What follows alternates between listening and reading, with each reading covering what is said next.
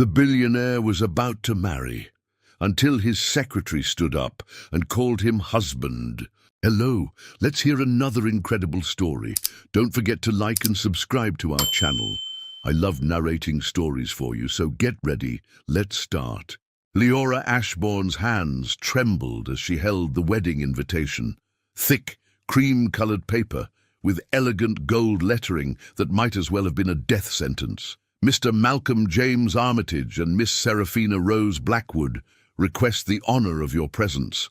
The words blurred together as tears threatened to spill, but she blinked them back with the practiced control of someone who'd been breaking apart quietly for 3 years. Ms. Ashbourne? The deep voice made her jump, and she quickly slipped the invitation under a stack of contracts. Malcolm stood in the doorway of his corner office, all 6 feet of him radiating the cold authority that had replaced the man who once called her his light. Yes, Mr. Armitage?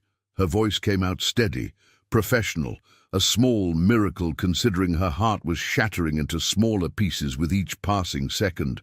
The Blackwood contract needs revisions. Their terms are unacceptable. His grey eyes, once so full of love when they looked at her, now held nothing but businesslike indifference. I need you to schedule a meeting with their legal team for tomorrow. Leora nodded, reaching for her tablet with fingers that had somehow steadied themselves. 3 years of this. 3 years of watching the man she married look through her as if she were nothing more than efficient furniture. 3 years of organizing his life while he lived it with other women. Of course. What time works best for you? She kept her tone light, professional, giving no hint that she knew exactly why he found the Blackwood terms unacceptable, because Malcolm Armitage never settled for anything less than complete control, a trait she had once found endearingly ambitious and now watched him wield like a weapon. 2 o'clock. And Leora? He paused, and for a heartbeat something flickered in his expression, something almost familiar, but then it was gone, replaced by his usual cool detachment. Make sure we have the conference room with the city view. Seraphina likes to see the skyline. The name hit her like a physical blow, but Leora's smile never wavered. Already handled, Mr. Armitage. I also took the liberty of ordering lunch from Seraphina's favorite restaurant, Daniel.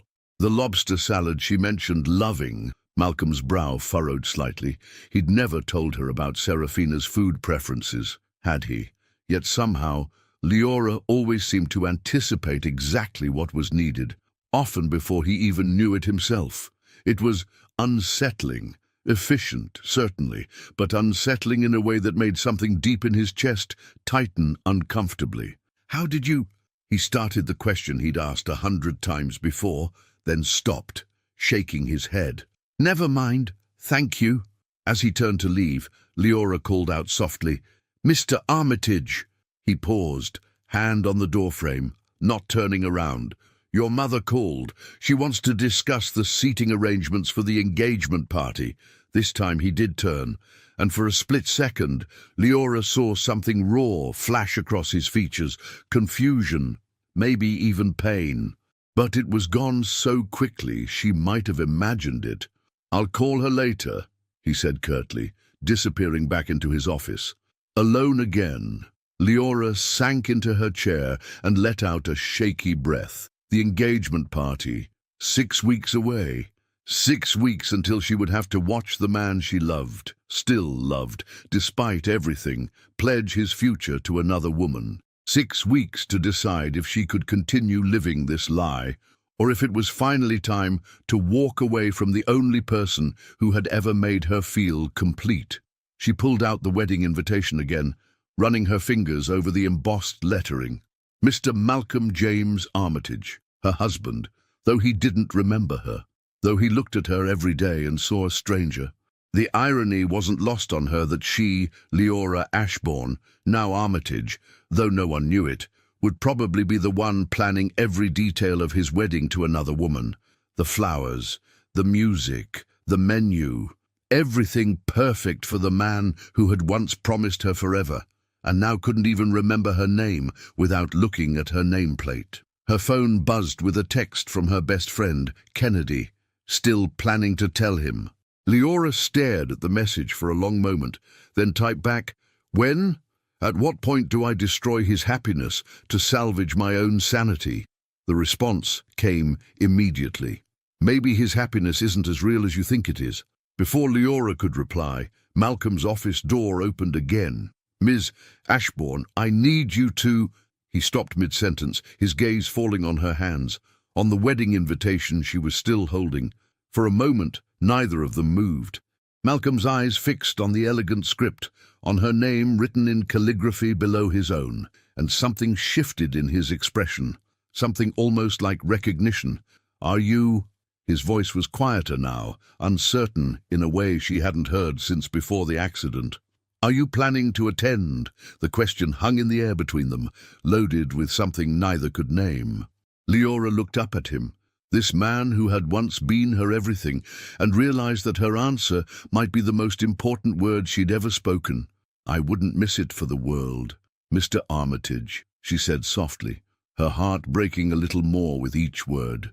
"And after all, someone has to make sure everything is perfect for your special day."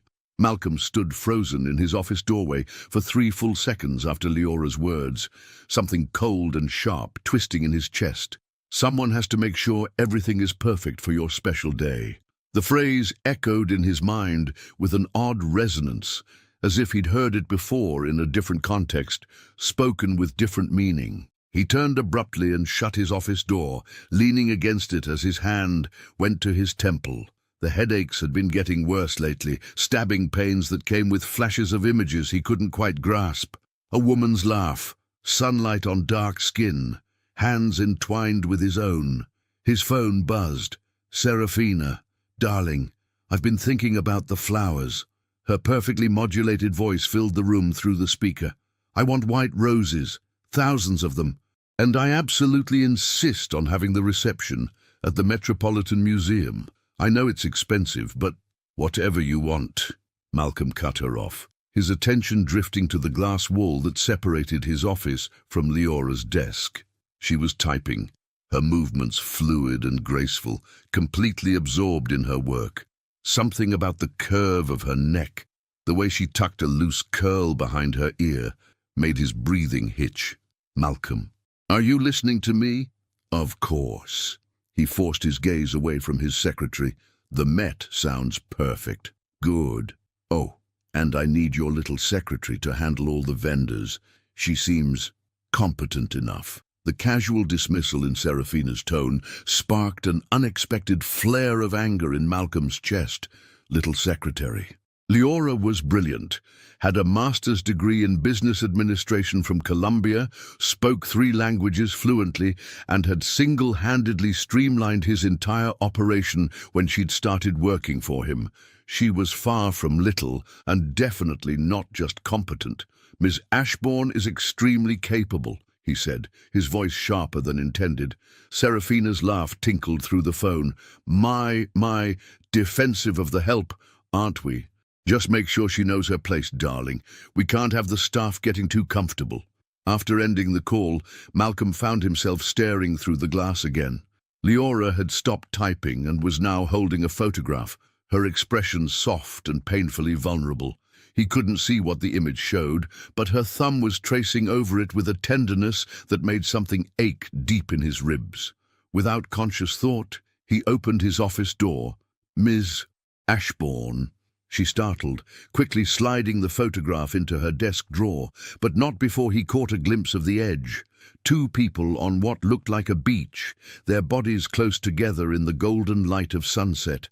"Yes, Mr. Armitage, I need you to—" He paused, realizing he had no actual business reason for approaching her.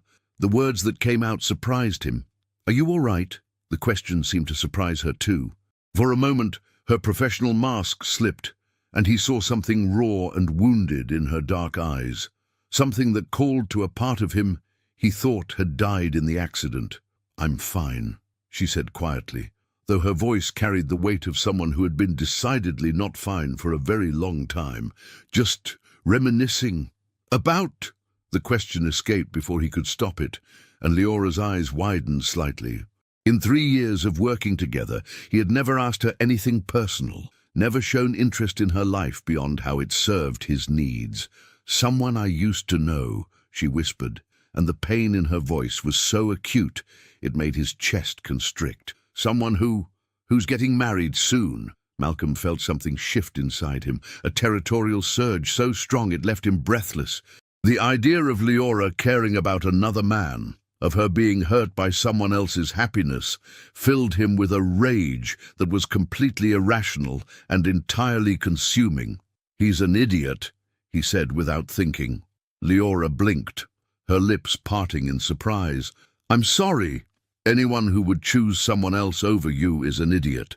The words came from some deep hidden place inside him, and once they were out, he couldn't take them back. Couldn't explain where they'd come from or why they felt so fundamentally true. For a moment, they stared at each other in stunned silence. Leora's eyes filled with tears. She was fighting desperately not to shed, and Malcolm felt the overwhelming urge to reach out, to touch her face, to promise her that everything would be all right. Instead, he stepped back, his expression shuddering. "I need the Morrison files. And cancel my lunch with Davidson. Something came up." "Of course," Leora managed, her voice barely above a whisper. As Malcolm retreated to his office, he didn't see Leora press her hand to her mouth to muffle a sob, didn't see her pull out her phone and stare at her contact list, where his name appeared twice, once as Mr. Armitage, and once, hidden in her personal contacts, as My Heart, a contact she'd never been able to bring herself to delete. But he did feel it, that strange tug in his chest, that sense of missing something vital. As he sat at his desk trying to focus on contracts and acquisitions, images flashed through his mind like broken film strips. A woman singing softly while making coffee, small hands adjusting his tie, laughter that sounded like music. And always, always those same dark eyes. Eyes that looked at him every day from across his office, eyes that held secrets he couldn't remember and pain he didn't understand. His intercom buzzed. "Mr. Armitage, your mother is online too." "Thank you, Mrs. Ashbourne." He hesitated, then added, "And Leora." There was a pause. In 3 years, he had never used her first name. "Yes, sir. The man you mentioned. If he can't see what's right in front of him, then he doesn't deserve you." The line went quiet for so long he thought she'd hung up. When her voice came back, it was thick with emotion. "Thank you, Mr. Armitage. That means more than you know." As Malcolm picked up his mother's call, he caught his reflection in his computer screen. For just a moment, he looked different, younger, softer, like a man who remembered how to love. But then the moment passed, leaving only questions he didn't know how to ask, and a growing certainty that the most important answers of his life were sitting just 20 feet away, behind a glass wall and 3 years of forgotten time. The rain hammered against the windows of Leora's studio apartment in Brooklyn, matching the storm raging inside her chest. She sat cross-legged on her bed, surrounded by boxes she'd kept hidden for 3 years, boxes filled with the evidence of a love story Malcolm couldn't remember. Wedding photos scattered across her comforter showed a different version of the man she worked for every day. In these images, Malcolm's eyes blazed with joy, his smile so wide it seemed to light up the entire frame. His arms were wrapped around her like she was his anchor to the world, and she looked radiant, glowing with the kind of happiness that only came from being completely, utterly loved. "You're going to forget your own name before you forget how much I love you," he had whispered against her ear during their first dance, his voice rough with emotion. "I promise you that, Leora, no matter what happens, I will always find my way back to you." The cruel irony of those words now made her laugh bitterly through her tears. Her phone buzzed with a text from Kennedy. "Girl, you need to stop torturing yourself. Come out with us tonight." Leora ignored it, instead pulling out the video camera they'd used to record their private vows, the ones they'd exchanged on the beach in Santorini, just the two of them and the sunset. With trembling fingers, she pressed play. Malcolm's voice filled her small apartment, younger and full of warmth. "Leora Ashbourne, you are my light in every darkness, my home in every storm. You make me want to be a better man, not because I'm not good enough for you, but because you make me believe I could be extraordinary." Her own voice followed, breathless with love. "Malcolm James Armitage, you are my heart walking around outside my body. You see me, really see me, in a way no one ever has. Promise me that no matter what life throws at us, you'll keep seeing me. I promise, my love, always." The video showed him sliding a simple platinum band onto her finger, the same ring she now wore on a chain around her neck, hidden beneath her blouses every day. He'd chosen it because it was elegant but understated, just like her. "Diamonds are for showing off," he'd said. "This is just for us." A sob tore from her throat as she snapped the laptop shut. How many times had she watched this video, torturing herself with memories of who they used to be? How many nights had she lain awake wondering if there was some combination of words, some trigger that might bring him back to her? Her phone rang. Kennedy again. "Lee, I'm coming over," her best friend announced without preamble. "And I'm bringing wine and Chinese food, so don't even try to argue." "I'm fine, Ken." "No, you're not. You're having another one of your Malcolm nights. I can hear it in your voice." Kennedy's tone softened. "Honey, you can't keep doing this to yourself. It's been 3 years. He called me Leora today," she whispered, the words spilling out before she could stop them. "For the first time since the accident, he used my first name, and he defended me to his fiancé, got angry when she called me the help." There was a pause on the other end. Kennedy had been there through it all. The accident, the aftermath, the devastating realization that Malcolm truly didn't remember their life together. She was the only person who knew the whole truth. "Lee, I know what you're going to say. That I'm reading too much into it, that I need to move on, that I'm wasting my life. I'm going to say that maybe his memories are trying to come back." Kennedy interrupted quietly. "Man, that you need to decide what you're going to do if they do." Leora closed her eyes, remembering the confusion on Malcolm's face when he'd asked how she knew exactly how he liked his coffee. The way he'd looked at her when she'd been holding their wedding photo, like he was trying to solve a puzzle he didn't even know existed. "What if they don't?" she asked. "What if I tell him everything and he just doesn't care? What if the man I married is really gone forever? Then at least you'll know, and you can finally start grieving properly instead of living in this limbo." After hanging up, Leora walked to her bathroom mirror and stared at her reflection. She looked tired, worn down by the weight of carrying love for someone who looked through her every day. The woman in these wedding photos, that glowing, confident bride, she felt like a stranger now.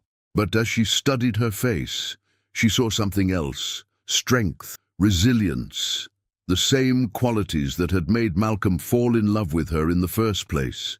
Maybe Kennedy was right. Maybe it was time to stop hiding and start fighting for the life she'd lost. Her phone buzzed with a text from an unknown number. "Mrs. Ashbourne, this is Mrs. Vivian Armitage, Malcolm's mother. I need to speak with you urgently. Are you free for coffee tomorrow morning? There are things about my son that you need to know." Leora's blood ran cold. Mrs. Armitage, Vivian, had been like a mother to her before the accident, had held her while she cried in the hospital waiting room, had been the one to gently suggest that maybe Leora should step back and let Malcolm heal without the pressure of trying to remember their relationship. But they hadn't spoken in over 2 years. "Why now?"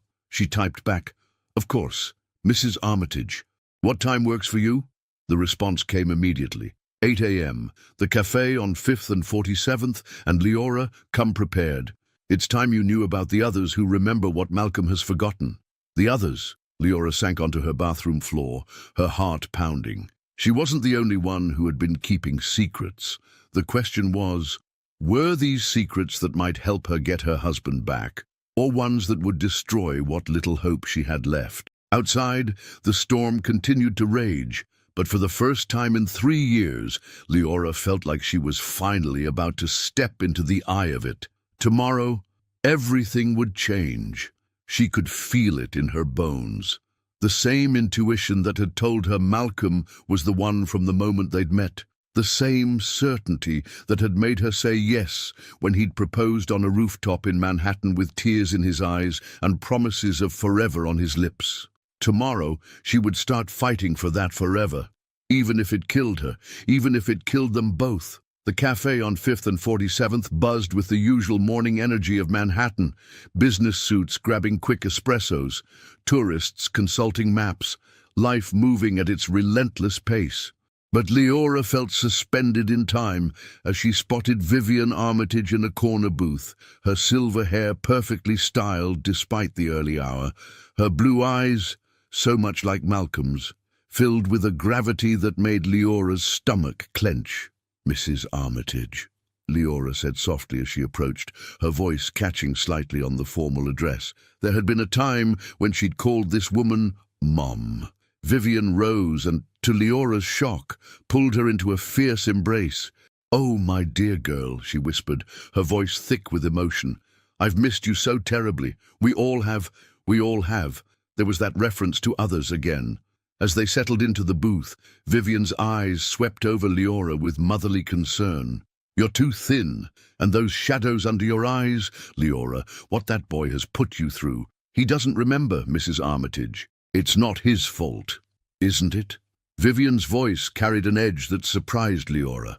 She reached into her purse and pulled out a manila envelope, sliding it across the table. "There are things you don't know, dear. Things that might change how you see this entire situation." With trembling fingers, Leora opened the envelope. Inside were medical reports, psychiatric evaluations, and what looked like private investigator files. Her eyes scanned the documents, her confusion growing with each page. "I don't understand. These are from after the accident, but they show—" She looked up, her eyes wide. "Mrs. Armitage, these show that Malcolm's memories started returning 6 months after he woke up. The doctors confirmed significant memory recovery." Vivian's expression was grim. "Keep reading." Leora flipped to the next document, a psychological profile that made her blood run cold. The report detailed Malcolm's growing awareness of his forgotten past, his increasing agitation when questioned about the missing years, and, most damning of all, his deliberate decision to suppress any memories related to his previous emotional attachments. "He chose not to remember me." The words came out as barely a whisper. "Not exactly." Vivian leaned forward, her voice urgent. At first, the memories were painful for him, fragments without context, emotions without understanding. The doctor suggested that forcing them might cause psychological damage. But then she pulled out another document, a letter in Malcolm's own handwriting, dated 8 months after the accident. "Dr. Patterson, I've decided to discontinue the memory recovery therapy. The flashes I've been experiencing are too disruptive. I need to focus on moving forward, not backward. I've built a new life, and I don't want to risk destroying it for the sake of a past that may no longer serve me. I trust you'll respect my decision and help me ensure these episodes don't interfere with my future." Malcolm Armitage Leora felt the world tilt on its axis. He chose to forget me. He chose to let me work for him every day, knowing. "He doesn't know it's you specifically," Vivian said quickly. "The memories he suppressed were fragmented. He knows he lost someone important, someone he loved deeply, but he doesn't know who. When you applied for the secretary position under your maiden name, he didn't make the connection." Leora's laugh was bitter. "God, Vivian, I've been torturing myself for 3 years, thinking I could help him remember when he actively chose to forget. There's more." Vivian pulled out a photograph. Malcolm with a man Leora didn't recognize, both of them in what looked like a heated discussion. "This is Dr. Harrison Webb, a private therapist Malcolm has been seeing for the past 2 years. Webb specializes in selective memory suppression." The implication hit Leora like a physical blow. "He's been actively working to keep the memories buried." "My son is terrified," Vivian said, her voice breaking slightly, "terrified of the emotions he can't understand, of the vulnerability that comes with love." The accident changed him in more ways than just memory loss. He became convinced that emotional attachment was a weakness, something that could destroy him. Leora stared at the document spread before her, pieces of a puzzle finally clicking into place. Ah, that's why he's marrying Serafina. She's safe, superficial, she'll never ask him to be vulnerable. Exactly. And that's why we need to act now, before it's too late. We? Vivian smiled for the first time since Leora had arrived. Did you think I was the only one who wanted you back in our family? Harrison, Malcolm's assistant before you, he remembers you. So does David from the legal department, and Claire from accounting. Half the company knows who you really are, Leora. We've all been waiting for the right moment. The right moment for what? To remind my son of who he really is. Not this cold, calculating stranger he's become, but the man who once stood in my kitchen and cried because he was so grateful to have found you. The man who called me at 3 a.m. just to tell me how your laugh made him believe in magic again. Tears spilled down Leora's cheeks as she remembered those conversations. The way Malcolm used to light up when he talked about their future together. What are you proposing? Vivian's expression became determined, fierce in a way that reminded Leora exactly where Malcolm had inherited his ruthless streak. There's going to be a family dinner this Sunday. I'm hosting it for Malcolm and Serafina, a pre-engagement celebration. I want you there, Mrs. Armitage. I can't. You can. You're going to walk into that dining room where we had Christmas dinner for 2 years, where you helped me plan Malcolm's surprise birthday party, where you belong, and you're going to make him face what he's been running from. Leora's heart pounded. What if it backfires? What if seeing me in that context makes him angry, makes him fire me? Then at least you'll know you fought for your marriage instead of watching it die in silence. Vivian reached across the table and took Leora's hands. My dear, you've been playing by his rules for 3 years. Don't you think it's time you reminded him of yours? As they parted ways outside the cafe, Vivian handed Leora one final envelope. Don't open this until you're sure you're ready to go to war for him, because that's what this is, Leora. A war for my son's soul, and you're the only one who can win it. Walking back toward the office, Leora clutched the envelope against her chest, feeling like she was carrying a loaded weapon. For 3 years, she'd been a victim of circumstance, a casualty of tragedy. But maybe it was time to stop being the woman whose heart had been broken and start being the woman who refused to let it stay that way. The war for Malcolm's soul was about to begin, and Leora Ashbourne Armitage was done fighting with one hand tied behind her back. Malcolm couldn't concentrate. The quarterly reports blurred together on his screen as his mind wandered to the woman sitting just beyond his glass wall. All morning, there had been something different about Leora, a tension in her shoulders, a steel in her spine that hadn't been there yesterday.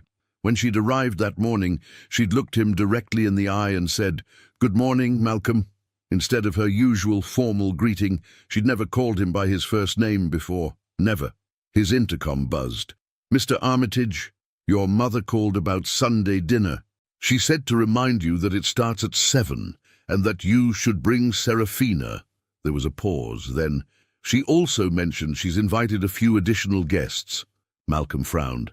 His mother rarely expanded the guest list without consulting him first. "Did she say who?" "No, sir, but she seemed excited about it." Something in Leora's tone made his stomach tighten with unease. His mother's excitement usually meant complications for him. "Fine. Confirm with Serafina's assistant that she's available." Already done. Though Leora hesitated, and Malcolm looked up to see her standing in his doorway, that same direct gaze that had been unsettling him all morning. She wasn't particularly thrilled about a family dinner, said something about preferring restaurants to stuffy old houses. Malcolm's jaw clenched. The Armitage family home wasn't stuffy. It was elegant, filled with warmth and memories. His mother had hosted Christmas there, birthday celebrations, intimate dinners where laughter echoed through rooms that had seen generations of love and loss.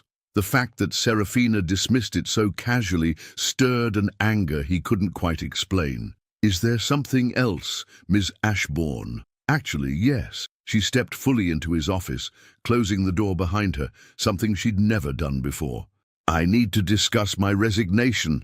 The words hit him like a physical blow. Malcolm shot to his feet, his chair rolling backward. You're what?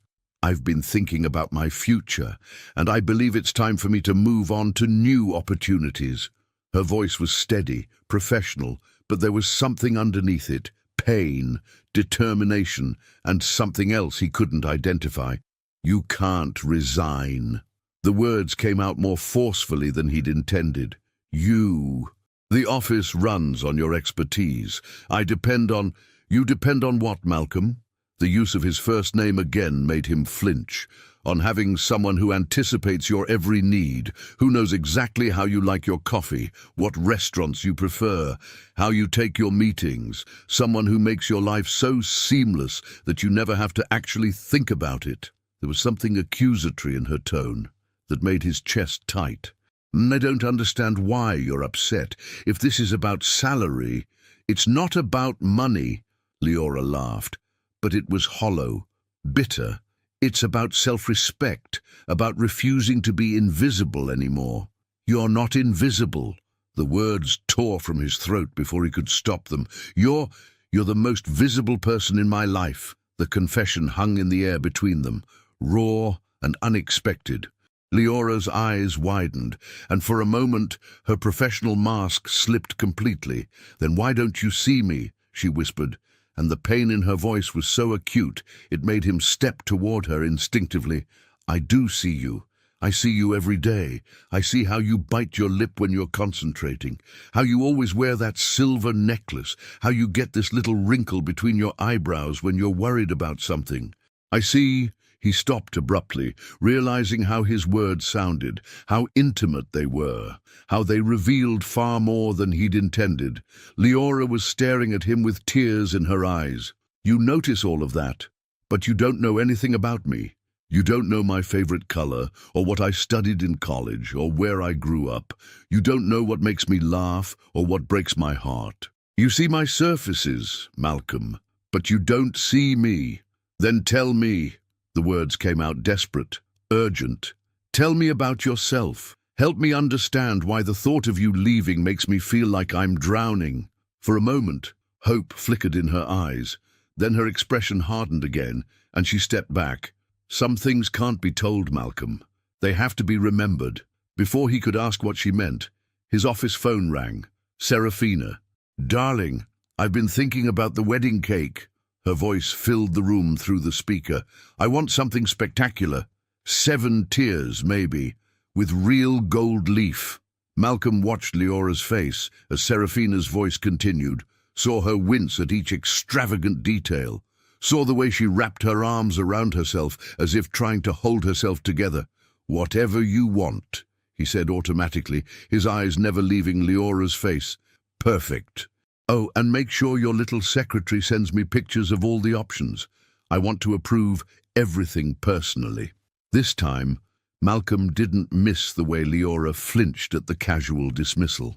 Didn't miss how her hands clenched into fists at her sides. She has a name, he said quietly. What? Her name is Leora, Ms. Ashbourne.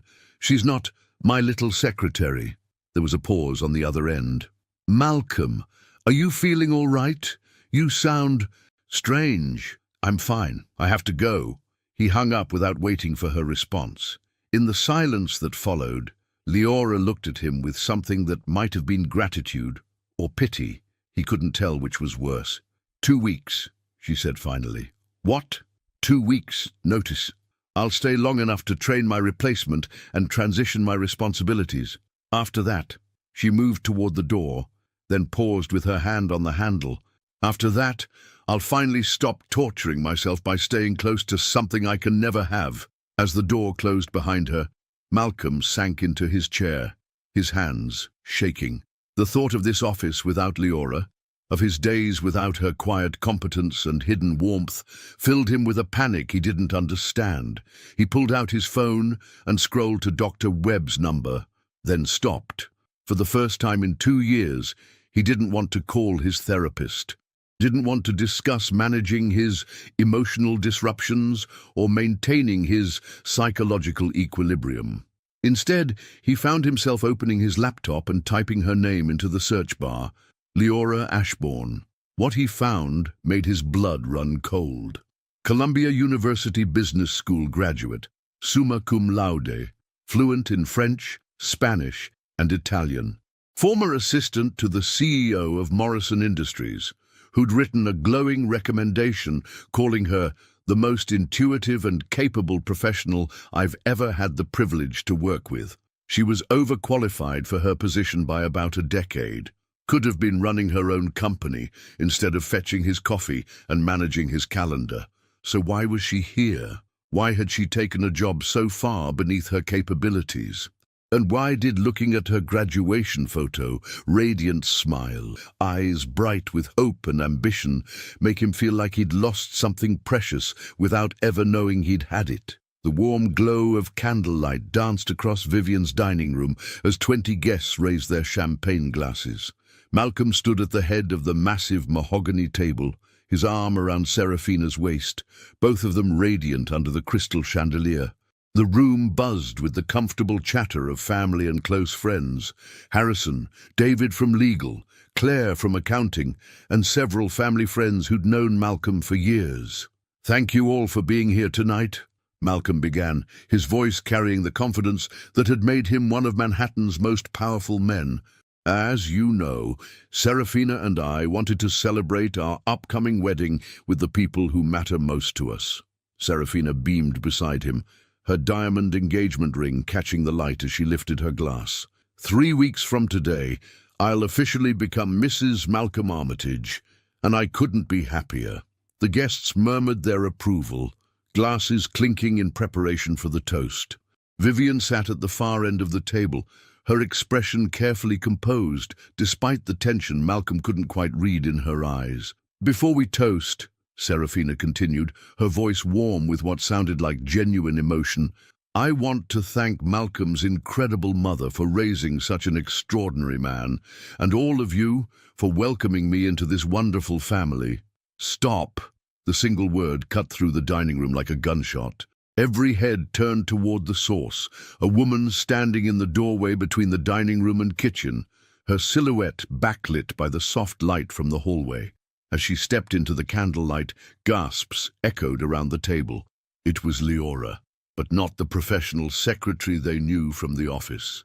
This was Leora in a midnight blue dress that transformed her completely, her dark curls loose around her shoulders, her posture radiating a power and pain that took everyone's breath away. "Ms. Ashbourne," Malcolm's voice came out strangled, confused. "What are you? How did you get—" "I was invited," Leora said simply, her dark eyes locked on his with an intensity that made his chest tighten, "because I belong here." The silence that followed was deafening. 20 people sat frozen, champagne glasses halfway to their lips, confusion and shock written across every face. Serafina's mouth fell open, her perfect composure cracking for the first time since Malcolm had known her. Leora moved into the center of the room with deliberate steps, every movement purposeful. She reached into her purse and pulled out a small velvet box, one that made Malcolm's blood run cold because it looked exactly like the engagement ring box he'd given to Serafina. But this one was older, worn, familiar, in a way that made his head pound with fragments he couldn't quite grasp. "Malcolm James Armitage," Leora announced, her voice ringing through the stunned silence, "is not free to marry anyone." "Excuse me?" Serafina's laugh was shrill, nervous. "Or what exactly are you implying?" Leora opened the velvet box, revealing a simple platinum band. Then, with movements that seemed to happen in slow motion, she reached for the chain around her neck and pulled out an identical ring, one she'd been wearing hidden beneath her clothes. "I'm not implying anything," Leora said, her voice growing stronger with each word. "And I'm stating a fact." She held up her left hand, and for the first time, everyone could see the pale line on her ring finger where a wedding band had lived for years. With trembling fingers, she slipped the platinum ring back where it belonged. "This man is my husband." The words dropped into the silence like stones into still water, creating ripples of shock that spread through the room. Harrison's wineglass slipped from his fingers, shattering on the hardwood floor. Claire pressed both hands to her mouth, tears instantly springing to her eyes. David sat frozen, his legal mind trying to process the implications. But it was Malcolm's reaction that stopped everyone's hearts. He staggered backward as if he'd been physically struck, his face draining of all color. His hand went to his temple, and for a moment it looked like he might collapse. "That's impossible," Serafina whispered, but her voice lacked conviction now. She was staring at the ring on Leora's finger, at the way Malcolm was looking at her, not with confusion, but with dawning recognition. "We were married 5 years ago," Leora continued, tears flowing freely down her face now. "We lived as husband and wife for 2 years before his accident stole his memories. And for 3 years since then, I have watched him build a life that doesn't include me, while I loved him from the shadows." The room was so quiet that the only sounds were the soft sobs coming from Claire and the distant sounds of traffic from the street below. No one moved, no one breathed. Everyone was riveted by the woman who had just torn their reality apart with 6 simple words. "This man is my husband." Malcolm finally found his voice, though it came out as barely a whisper. "Leora?" She turned to face him fully, and in that moment, something shifted in the air between them. Some invisible connection that had been buried but never broken suddenly flared to life. "Yes," she said softly. "It's me. It's always been me." And as Malcolm stared into the eyes of the woman who'd been taking care of him for 3 years, making his coffee, organizing his life, loving him from a distance, fragments of memory began to stir. Not full recollections, not yet, but feelings, emotions, the sense that he was looking at someone who held pieces of his soul he didn't even know were missing. The champagne grew warm in forgotten glasses. The celebration dissolved into chaos. And in Vivian Armitage's dining room, surrounded by the wreckage of one engagement and the resurrection of another, the most dramatic love story Manhattan had ever witnessed was just beginning to unfold. Because some truths are too powerful to stay buried forever, and some love is too deep to be forgotten, no matter how hard someone tries to erase it. The silence stretched for exactly 11 seconds. Harrison would later swear he counted every one, before the dining room exploded into chaos. "What?" Serafina's scream shattered the stillness, her champagne glass flying from her hand to crash against the wall. "What did you just say?" But Leora's eyes never left Malcolm's face. She was watching him process her words, watching the exact moment when something deep inside him recognized the truth, even if his mind couldn't grasp it yet.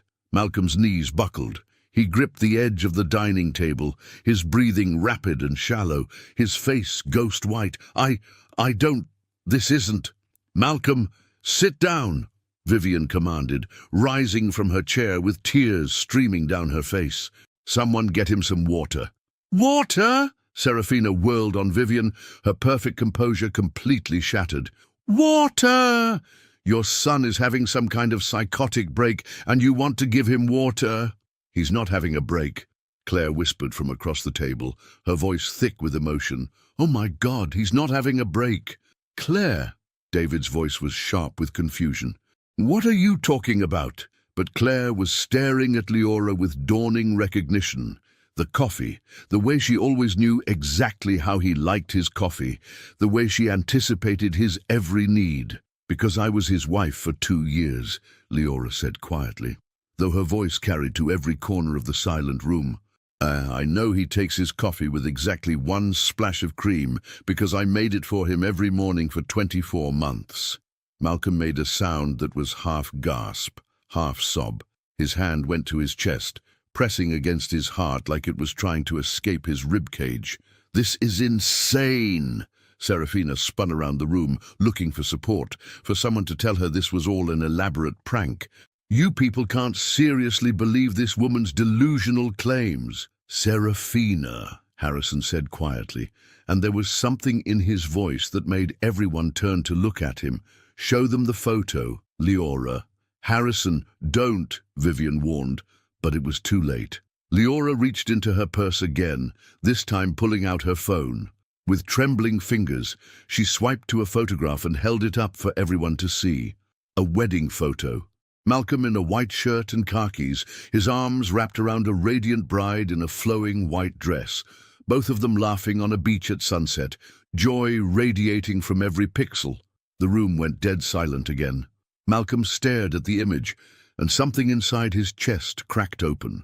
Not memories, not yet, but feelings, overwhelming, devastating feelings that had no context, but felt more real than anything he'd experienced in 3 years. "No," he whispered, reaching toward the phone with a shaking hand. "No, that's not. I would remember." "You chose not to remember," Harrison said, his voice heavy with 3 years of carrying this secret. "After the accident, when the memories started coming back in fragments, you chose to suppress them." "I chose." Malcolm's voice broke on the words. "But I chose to forget my own wife." "You were scared," Leora said, stepping closer to him, her voice gentle despite the chaos around them. "The doctors said the emotional memories were causing you distress. They recommended suppression therapy to help you heal." Suppression therapy. David's legal mind was finally catching up. "Malcolm, that's not standard treatment for traumatic brain injury." Malcolm looked around the room, at Harrison's guilty expression, at Claire's tear-stained face, at his mother's heartbroken nod of confirmation. You all knew, and nobody told me." "We tried," Claire burst. "Malcolm, we tried so many times, but you wouldn't listen. You'd get angry, tell us we were interfering with your recovery, because I didn't want to remember."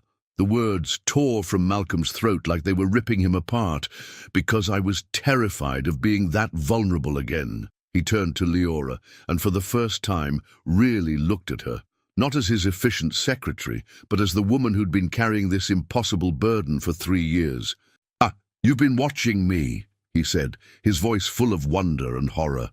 "You've been taking care of me, organizing my life, watching me date other women, watching you fall in love with someone else," Leora confirmed, her voice barely audible. "I never fell in love with anyone else," Malcolm said suddenly, the words surprising everyone, including himself. "I never. With Serafina, it was never." "Excuse me." Serafina's voice could have shattered crystal. "Malcolm, we're engaged. We're getting married in 3 weeks. You asked me to marry you." Malcolm turned to look at her, and for the first time since he'd proposed, really saw her. Beautiful, polished, perfect, and completely wrong. "I asked you to marry me because you were safe," he said, the realization hitting him like a physical blow. "Because you would never make me feel the way she did, the way she still does." The admission hung in the air like a confession. Malcolm looked back at Leora, and something shifted in his expression. Not full recognition, not yet, but awareness, understanding that this woman held pieces of him he'd been desperately missing. "Malcolm," Serafina's voice was dangerous now.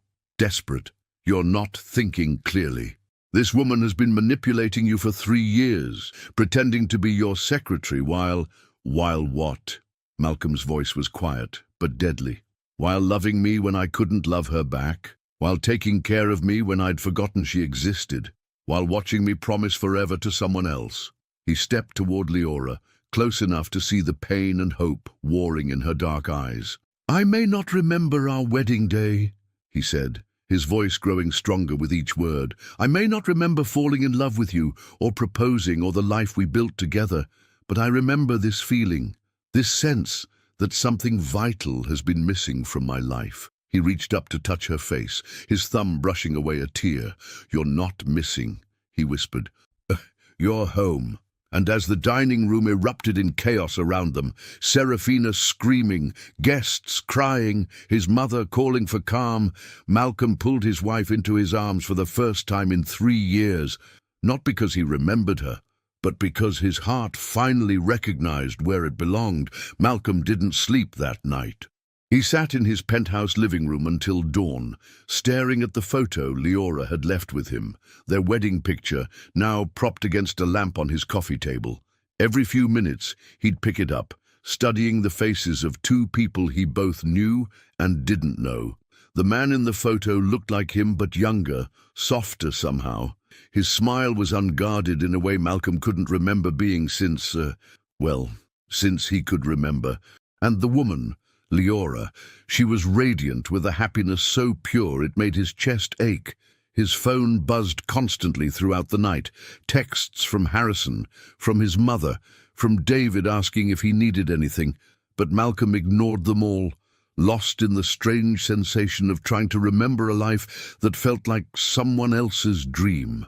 At 6 a.m., fragments began to surface. A woman laughing in his kitchen, flour in her dark hair as she attempted to make pancakes. "I think I'm better at business presentations than breakfast, Malcolm." Malcolm's hand went to his chest, startled by the vividness of it. He could almost smell the burned pancakes, could almost hear the sound of her laughter echoing through what must have been their apartment. By 7 a.m., his doorman was calling. "Mr. Armitage, there are reporters downstairs, a lot of them." Malcolm moved to his floor-to-ceiling windows and looked down at the street. 3 news vans, dozens of people with cameras and microphones, barriers being set up by building security. Somehow, word had gotten out about last night's dinner. His phone rang. His mother, "Malcolm, darling, don't go to the office today. It's chaos here too." "How did they find out so quickly?" Serafina. Vivian's voice was grim. She called the Post at midnight. "The story's already online. Billionaire's secret wife destroys engagement party. She's painting herself as the victim and you as mentally unstable." Malcolm sank into his chair, still staring at the wedding photo. "Maybe I am unstable. Maybe this is all some elaborate delusion." "Malcolm James Armitage." His mother's voice turned sharp. "I held you when you cried after your first date with that girl because you were terrified she was too good for you. I helped plan your proposal because you wanted it to be perfect for her. I walked you down the aisle when your father couldn't because he'd already passed. Don't you dare doubt what was the most real thing in your life." After hanging up, Malcolm closed his eyes and tried to force the memories to return, but that only brought headaches, sharp pains that reminded him why he'd chosen to suppress them in the first place. Another fragment surfaced around 9 a.m. "I promise me something." Leora's voice, soft in the darkness of what felt like their bedroom. "Promise me that no matter what happens, you'll never doubt that this is real, that we're real." "I promise." His own voice, younger and full of certainty. "Nothing could make me forget you, Leora. Nothing." The irony of that memory made Malcolm laugh bitterly. He'd broken that promise in the most devastating way possible. His phone buzzed with a text from an unknown number.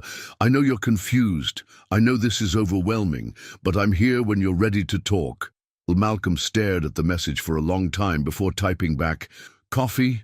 Somewhere without reporters?" The response came immediately. "Our place.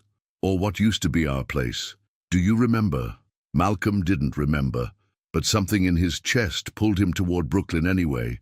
He took the subway to avoid the reporters, keeping his head down and hoping no one would recognize him.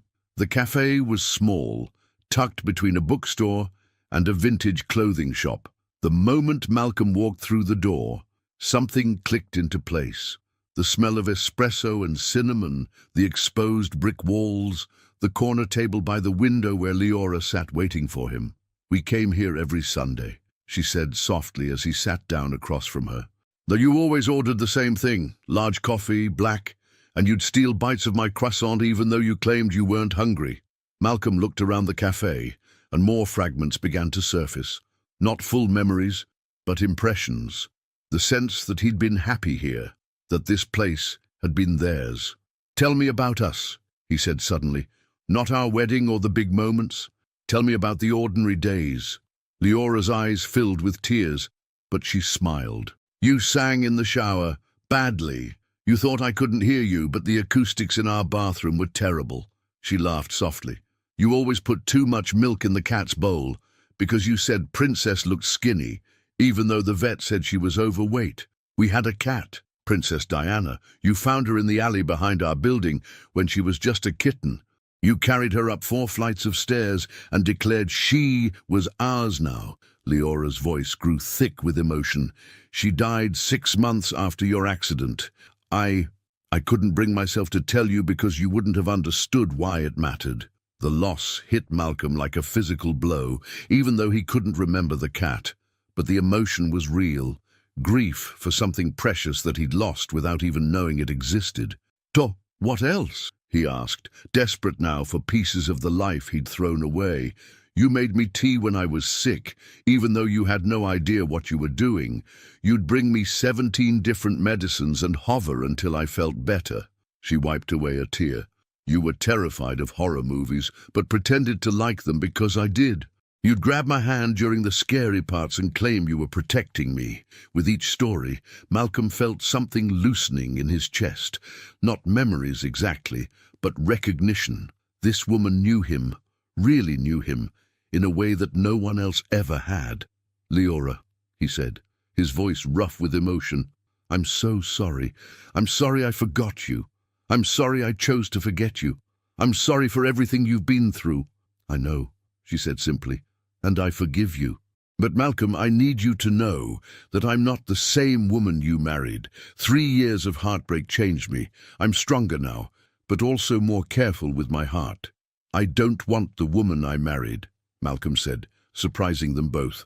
"I want the woman you are now. The woman who had the courage to stand up in that dining room and fight for us."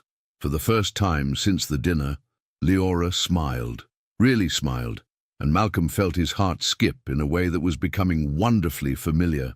Some memories couldn't be forced, but some feelings were too deep to forget. 2 weeks after the dinner that shattered Malcolm's world, he stood at his office window watching protesters gather on the street below. Half held signs reading "Justice for Sarah," while the other half waved banners declaring "True love wins." The media had turned their story into a circus, complete with expert panels debating everything from medical ethics to the nature of love itself. "The Times wants another statement about your memory recovery," Leora said from the doorway, professional but careful. They were still navigating this new reality, no longer boss and secretary, not quite husband and wife again, something undefined and fragile in between. Malcolm turned from the window, still amazed by how different she looked now that the truth was out. She no longer hid behind conservative blazers and careful posture. Today, she wore a flowing emerald dress that brought out her eyes, her natural confidence finally free to shine. "What did you tell them?" "That your memories are returning gradually, and you'll speak publicly when you're ready." She stepped into his office, their office, as they were slowly learning to share the space. "Malcolm, there's something else. Serafina's legal team called. They're demanding a meeting." Malcolm's jaw tightened.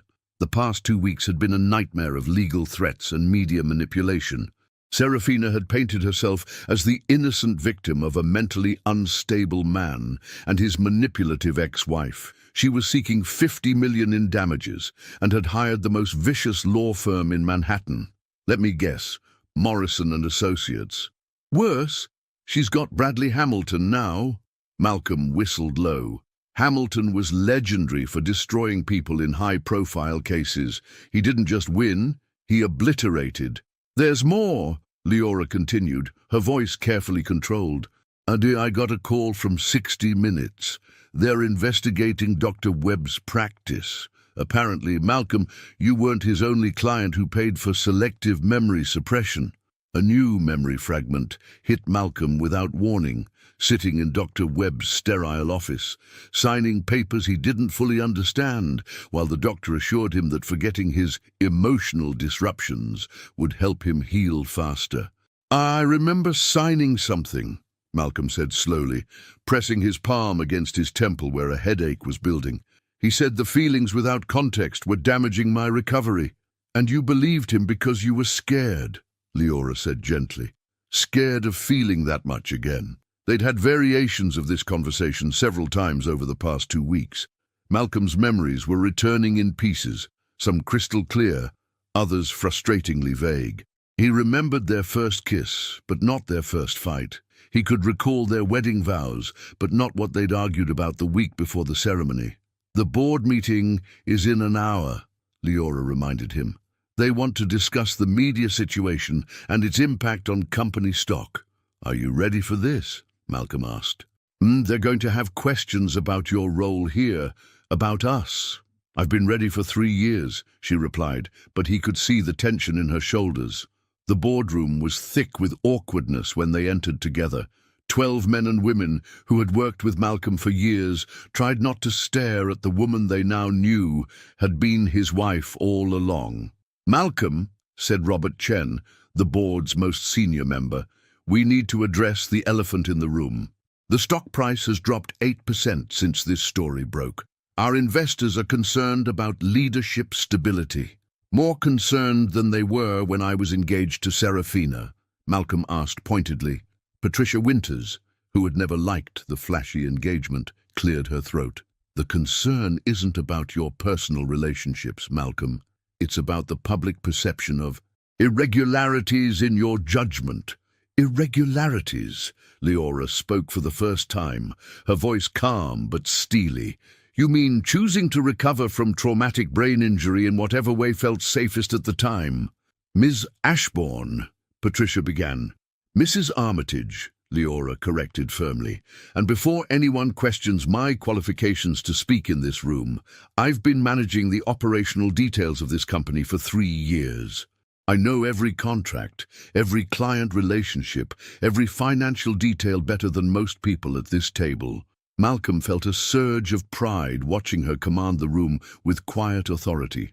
"Or the real question," Leora continued, "is whether this board is more concerned with gossip and stock fluctuations, or with the fact that Armitage Industries just gained a COO who's been successfully doing the job without the title for years." Robert Chen smiled, the first genuine expression Malcolm had seen from him all week. "Mrs. Armitage makes an excellent point. Perhaps we should focus on moving forward rather than re-litigating the past." After the meeting, Malcolm and Leora found themselves alone in his office as the sun set over Manhattan. The reporters had finally dispersed, leaving the street unusually quiet. "Another memory came back during the meeting," Malcolm said, loosening his tie. "You arguing with my father's lawyer about some contract terms. You were maybe 26, and you made him rewrite 3 clauses because you caught loopholes he'd missed." Leora's face softened. "Your father said I had a shark's instincts in a diplomat's packaging.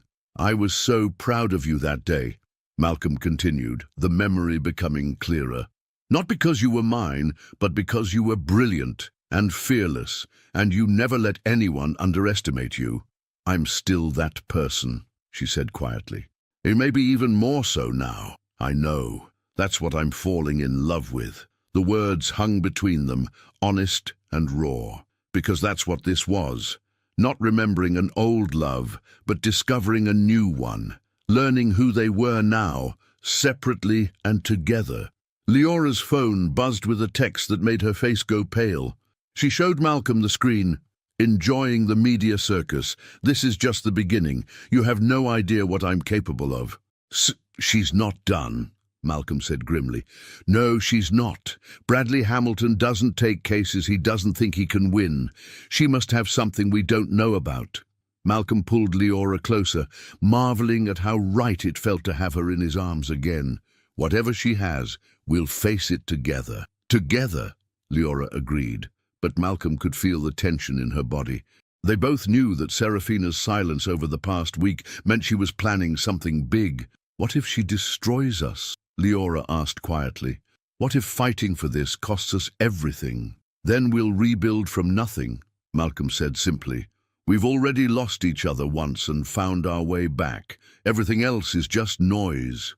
As they stood together, watching the city lights flicker to life, both of them knew that their greatest battle was still ahead. Serafina had been quiet too long, and when someone like her went silent, it usually meant they were loading bigger weapons. But for the first time in 3 years, they would face whatever came next as partners, and sometimes that was enough to move mountains. even the ones other people built to bury you.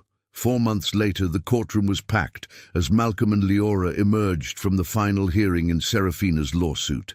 The judge had not only dismissed all her claims, but had ordered her to pay legal fees and damages for what he called frivolous litigation born of spite rather than substance. "Mr. Armitage, how does it feel to be completely vindicated?" a reporter called out. Malcolm paused at the microphones, Leora steady beside him. The past 4 months had been brutal: depositions, media scrutiny, and Bradley Hamilton's vicious attempts to paint Malcolm as mentally unstable and Leora as a gold-digging manipulator. But they'd weathered it together, their relationship growing stronger under pressure. "The truth has a way of surfacing," Malcolm said simply. "Serafina Blackwood's attempt to destroy our family through litigation has failed. More importantly, the investigation into Dr. Webb's unethical practices has led to reforms that will protect other patients from similar exploitation." "And your relationship with Mrs. Armitage," another reporter pressed. Malcolm looked at Leora, whose hand rested protectively over the small bump that was just beginning to show. "My wife and I are exactly where we're supposed to be, building a future together, one day at a time." As they made their way through the crowd, Malcolm's mind drifted to the journey that had brought them here. His memories had continued returning in waves, some painful, some beautiful, all of them pieces of the life he'd chosen to forget. But more importantly, he'd fallen in love with Leora all over again, not because of who they'd been, but because of who they were becoming together. Their apartment, their real home now, not the sterile penthouse, was filled with evidence of their rebuilt life. Photos from their second first dates, souvenirs from weekend trips where they'd rediscovered each other, and lately, baby books scattered across the coffee table as they prepared for the family they were creating. "Remember when you thought I was too good for you?" Leora asked as they settled onto their couch that evening, her head resting on his shoulder. "I still think that," Malcolm replied, pressing a kiss to her hair. "The difference is now I believe I can become worthy of you. You already are." She tilted her face up to look at him. "The man who chose to remember, to fight for us, to rebuild everything from scratch. That man is exactly who I want to spend forever with." Malcolm's phone buzzed with a text from Harrison. "Board approved the promotion. Congratulations, President Armitage. Company's never been stronger." Malcolm showed the message to Leora, who laughed. "President of Operations while pregnant with our first child. Not exactly how I imagined my career trajectory. Regrets. Only that it took 3 years to get here." She paused, her expression growing serious. "Malcolm, there's something I need to tell you. Something I should have said weeks ago." Malcolm's chest tightened. "What is it?" "I remember everything about our marriage, every fight, every compromise, every moment when we annoyed each other, and you know what? I'm grateful for the years apart." "Grateful?" Malcolm wasn't sure he'd heard correctly. "Because they taught me who I am when I'm not defined by being your wife. They taught me my own strength, my own worth. And now, when I choose to build a life with you, I'm choosing as a complete person, not as someone who needs you to feel whole." Malcolm stared at her, overwhelmed by the wisdom in her words. "You're saying our separation made us better?" "I'm saying that loving someone who chose to forget you, then chose to remember, then chose to love you again, that's not the same as a fairy tale romance. It's deeper, more intentional, and you're okay with that?" "With the fact that our love story isn't perfect," Leora laughed, the sound bright in their quiet apartment. "Malcolm, perfect love stories are boring. Ours is epic." 6 weeks later, Malcolm stood at the altar of a small church in the village, watching Leora walk toward him in a simple cream dress that accommodated her growing belly. This wasn't the grand society wedding they'd once planned. This was intimate, real, surrounded only by the people who had supported them through their darkest hours. "We are gathered here today," the officiant began, "to witness Malcolm and Leora renew the vows they made 5 years ago, and to celebrate the love that survived forgetting, betrayal, and the long journey back to each other." When it came time for vows, Malcolm spoke without notes, his words coming straight from his heart. Leora, 5 years ago I promised to love you forever. I broke that promise when I chose fear over faith. Today, I'm not just promising to love you, I'm promising to choose you every single day, even when it's difficult, especially when it's difficult. Leora's vows were simple but devastating. Malcolm, you are my heart's true home. Not because you're perfect, but because you're perfectly mine. I choose our complicated, messy, beautiful love story over any fairy tale. As they exchanged new rings, simple platinum bands engraved with the coordinates of where they now stood, Malcolm realized this moment was more powerful than their first wedding. This was love with full knowledge of its costs, love chosen rather than simply felt.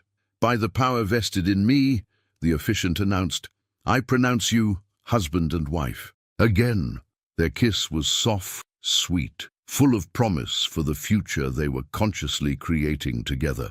Later, at the small reception in Vivian's garden, Malcolm watched Leora laugh with Kennedy and marveled at how far they'd come. From the dinner party that changed everything to this moment of pure joy, they'd rebuilt not just their relationship, but themselves. Happy? Vivian asked, appearing beside him with champagne. Oh, more than I thought possible, Malcolm replied. Mom, thank you for keeping her close, for protecting her when I couldn't, for believing we'd find our way back.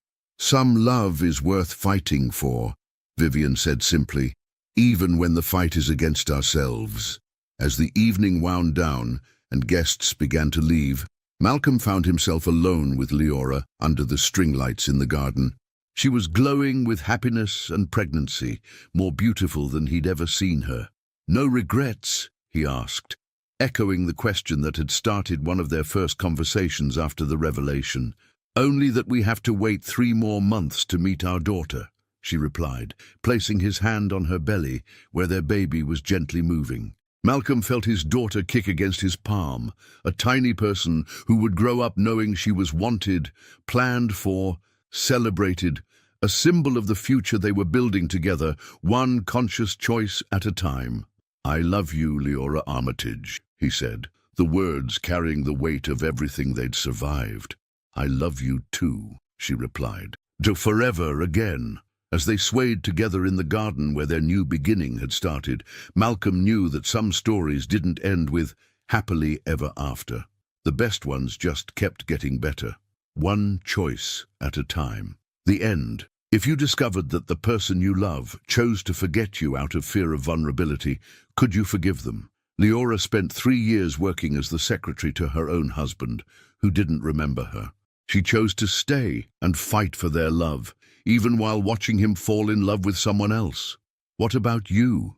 Would you have Leora's strength to wait for love to return? Or would you have the courage to leave and rebuild your life somewhere else? Your participation in the channel is very important. Please leave your opinion in the comments. Thank you so much for watching until the end. If you enjoyed this story, don't forget to subscribe to the channel, leave a like, and comment your thoughts. Your participation is very important to us. See you next time.